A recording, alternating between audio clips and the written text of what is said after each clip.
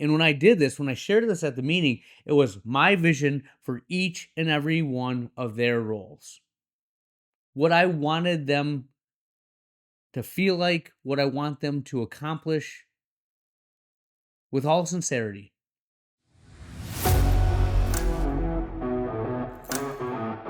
All right, my friends, the Ultimate OD podcast. Today we're talking about vision, having it, sharing it, and how that makes you change as a leader of your practice.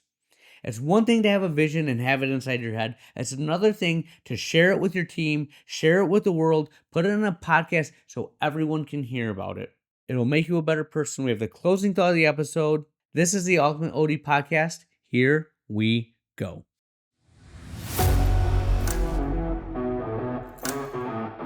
All right, my friends, the Ultimate OD podcast. Thank you for the likes, the listens, for everyone that's been tuning in and on this journey with me.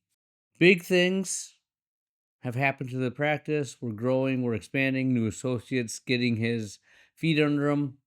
I'm excited for where the future is going. And this episode is more me telling you how I'm going to get to where I'm going to be, to tell you where I'm going. It's really what I did with my associate, my new associate, and my staff because of it. So let me explain what happened, how it's helped me, how it's changing my next 2 years of what I'm going to do, where I'm going to spend my time, and how you can use it to change your practice as well. So, new associate and myself have been talking about kind of where I want the practice to go, what my vision is for the future. And he's fresh out, right? He literally graduated. We got him credential, license, all that stuff within a month. He's now seeing patients and doing pretty good. And he's planning his life, like, figuring out his first job, relationships, he's getting married, where he's going to live, what he's doing. And it's fun to see all that happen and then kind of show him what the job can be. My other associate, despite what my beliefs were about her being out for 3 years, she's in the same kind of figuring it out, finding a job that she thinks she can be at for the rest of her life, planning out her future, got married within a year. Like, a lot of things are happening. And from a life standpoint, I'm much more established. Wife, 4 kids, have a house, have the practice, but still going through that journey together with them. My staff, my managers, all of them are on the journey. And what I realized was when I was talking to my associate, I've been thinking about where I want the practice to go for a while. And we were having a pretty good conversation, and I just started putting it out there and explaining to him, and I could see him get energized and juiced up. And although I kind of said, this is the direction we're going, I didn't know exactly how we're going to get there. Like, I want to make this the biggest it possibly can be, and maybe have RDAC Rejuvenation Dry Center be its own space, and Family Vision Optical be its own space, or have multiple locations, just a lot of possibilities. But I'm not going to just say, hey, I'm doing really good and be complacent. Just not my nature.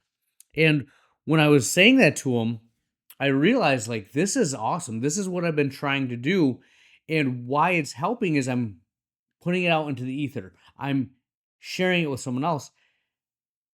So my next thought was, the rest of the staff needs to hear this. My manager needs to hear this. The other associate needs to hear this. So I took that vision, that conversation, and made it into what my next office meeting was. And what I'll give you from that is, if your vision stays in your head only, it will never guide the organization. It will never guide your development because it's too personal, it's too private.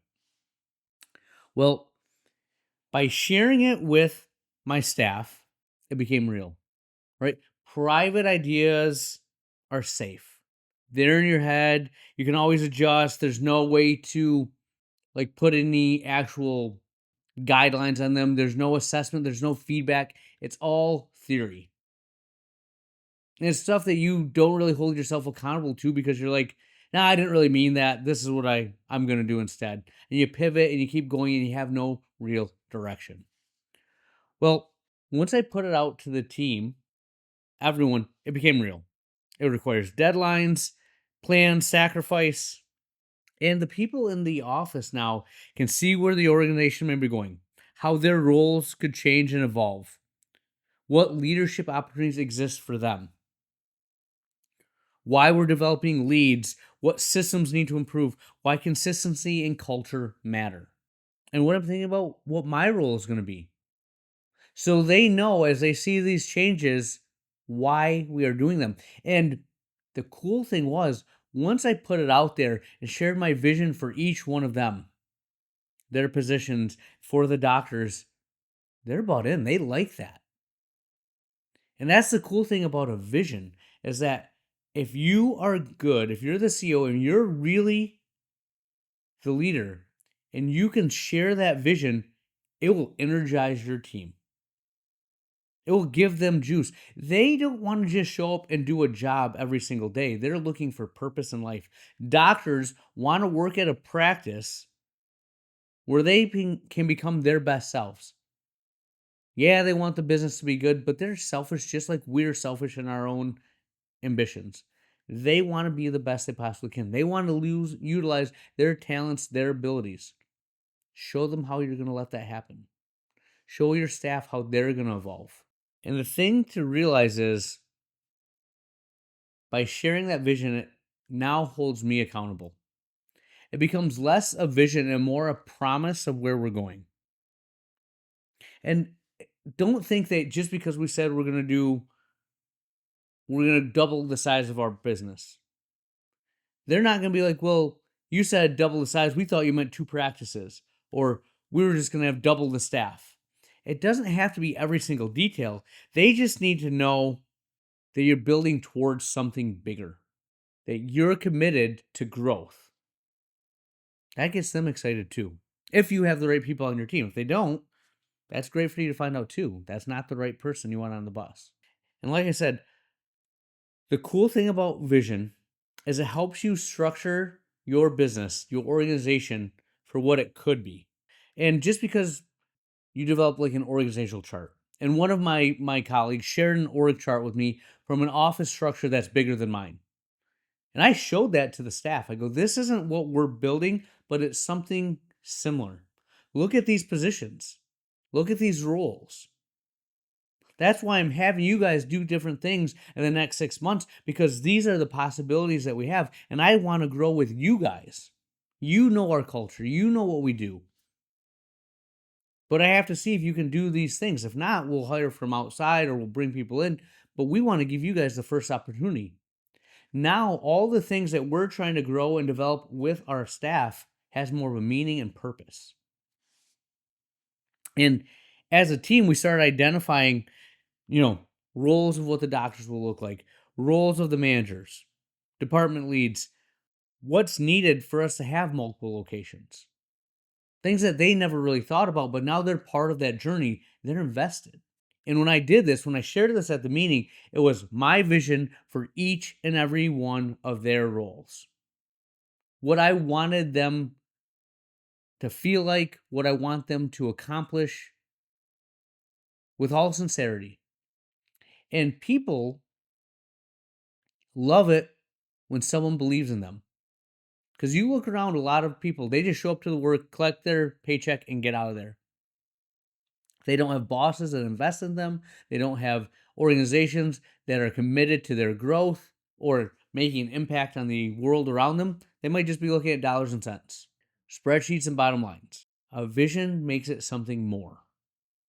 Okay? And remember, we are the CEOs of our practice. Sharing and spreading the vision is crucial. And it's not just saying it one time, it's reminding them every single day why we're doing what we're doing. And it's not, this is a vision, not a mission statement that you put on a wall. We get the patients their glasses, they're ordered the same day. I talked to other offices that they're ordered maybe 3, 4, 7 days later. One of our core values is timeliness. We get that stuff done now. Again, that's part of the vision, but it's a little piece of it. But the timeless means more when we're trying to preserve our culture, when we're trying to grow.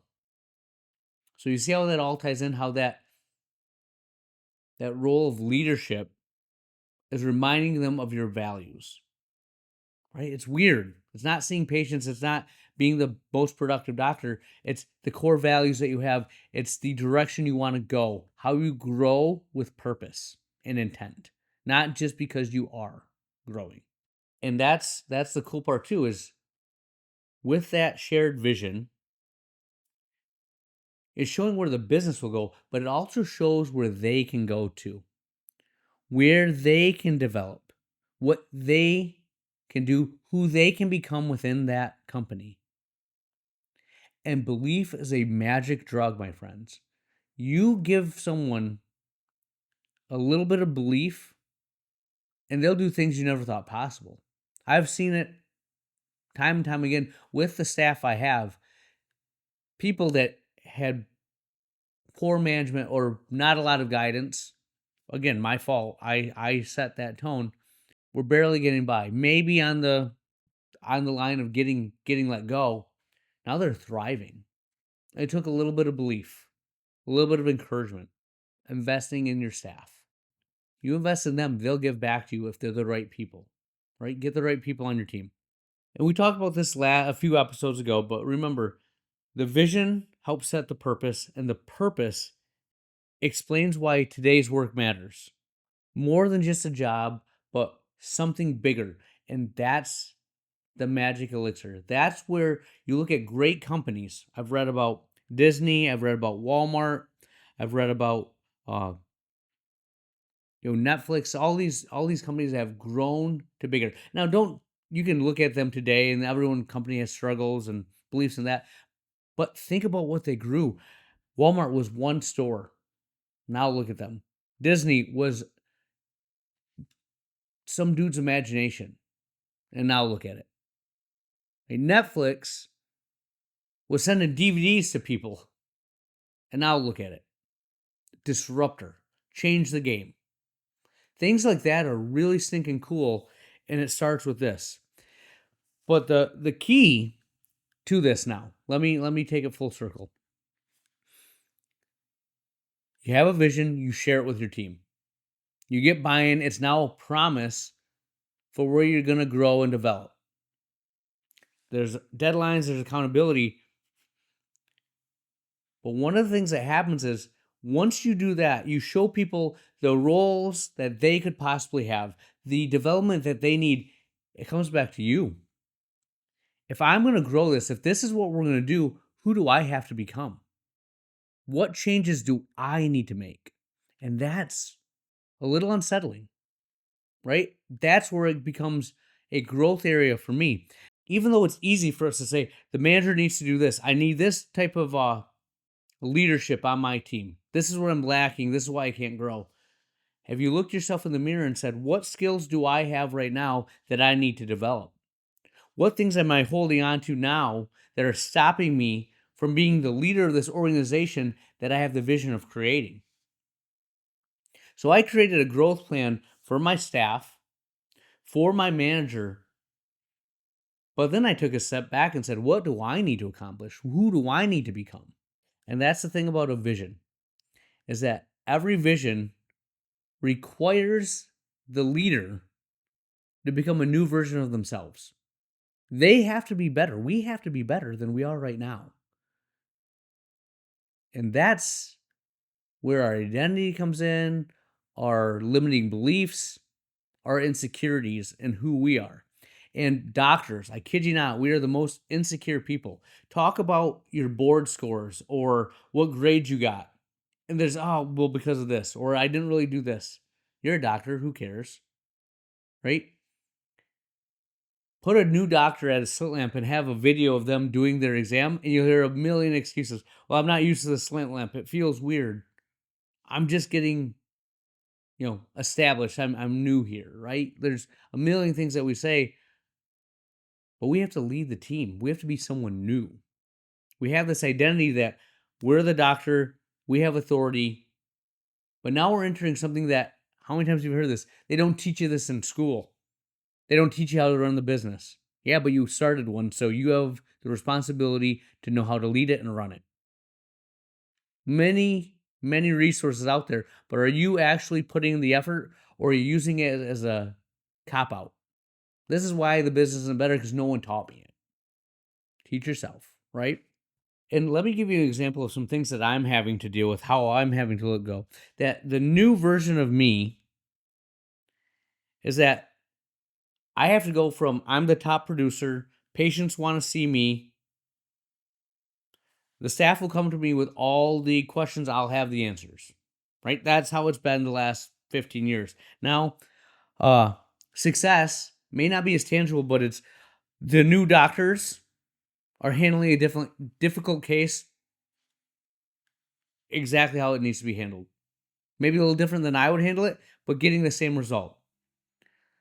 Uh, my associates building strong patient relationships.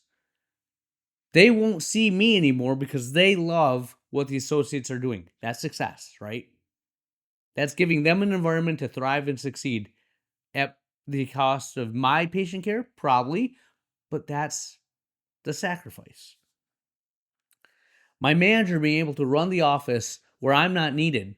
She's making decisions that are moving the business forward, objectively making it grow, and the decisions might be not in line with what I would have done, but they're still the right decision. That's win. I didn't have to make that choice. Like, we develop leads in our optical, leads in our front desk, leads in our technicians, and they're taking new staff under their wings. They're developing them.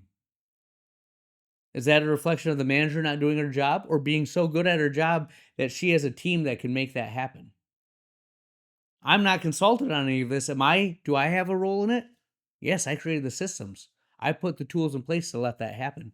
It's not as tangible. You see what I'm saying? Like, I saw this many patients. My revenue per patient was this. I'm a good doctor. I am successful. Now it's all this obscure things that definitely have your hands and fingerprints on them, but not directly related to you in the moment. That's success. But that's hard for us to understand when everything we've done has been I do A, it produces B, C is the result. So, what I want you to do with this, there's a lot here, but one, do you have a vision? Do you know where you're going in the next 3 years? Seriously, sit down, have you mapped out where you want the company to be in the next 3 years? Next, have you shared that vision with your associates? If you don't have any, with your staff, with your spouse, with anyone who will listen. I'm constantly sharing my vision. If there's anything about being the CEO, what I've found that I love to do is to tell people where we're going and how we're going to do it.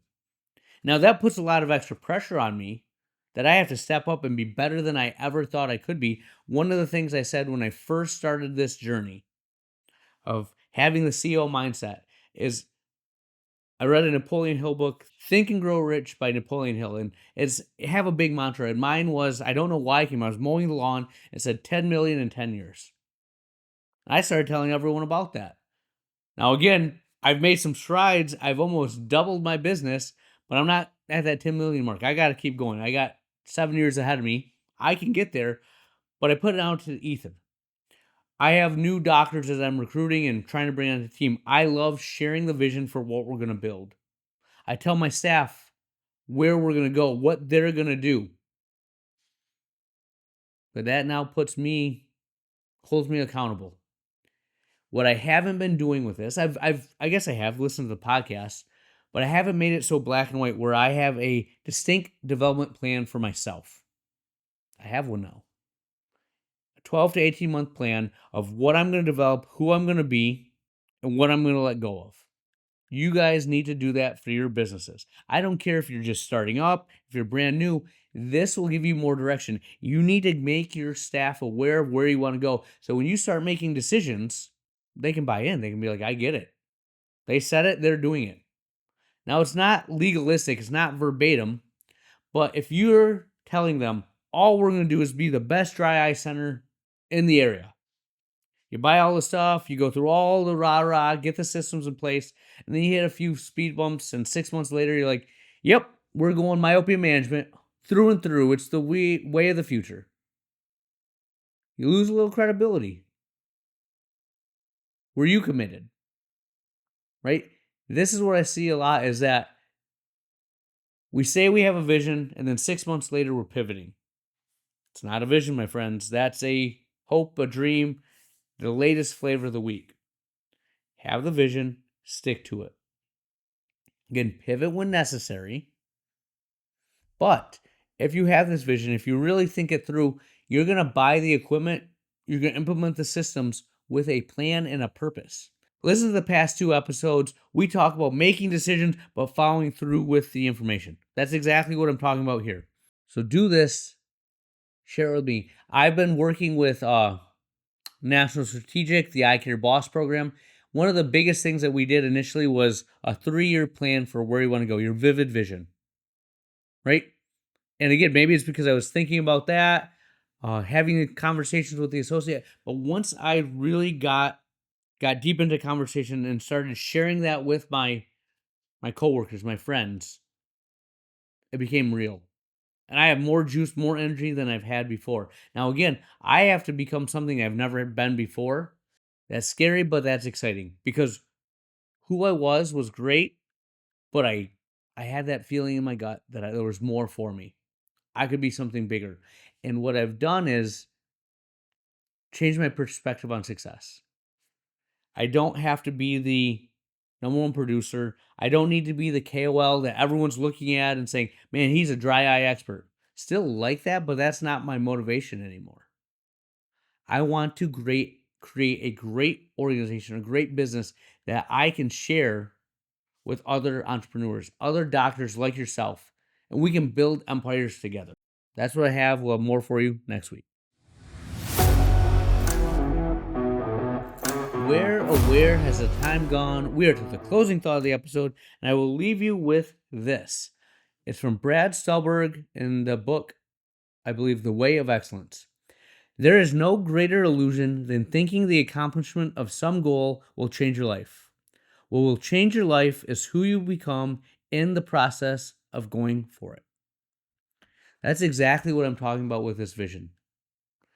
To go where you want to go, you have to change who you are. Your identity went from student to doctor to owner to now we are the CEOs of our practice. And CEO is different than owner. Owner is one step away from just being in that exam room. CEO is someone bigger that has vision, has strategy, has a plan. I say it all the time. This podcast is more for me to work through my thoughts, my ideas, so I can be the person I want to become. I share it with you as a living record, a living testimony of where I was and where I'm at now. Listen to the past episodes and you'll see that I've achieved goal after goal after goal, and I am very proud of that. But it's not the goals that gave me satisfaction. It's who I am now as a leader, as a business owner, as an optometrist that I am most proud of. And it's only because I'm daring to do more than what I currently have. That I see someone out there that is doing something that I haven't done and think to myself, I can do that too. How do I get to where they're going? And that's why we have this podcast. That's why we have mastermind groups. That's why we collaborate. Reach out. I love to help you out. I want you to be the best you can be, but realize it's who you change, who you become on the journey that matters, not the goal. Whether you achieve it or not, that matters. That's what I have for you. Dr. Lily out.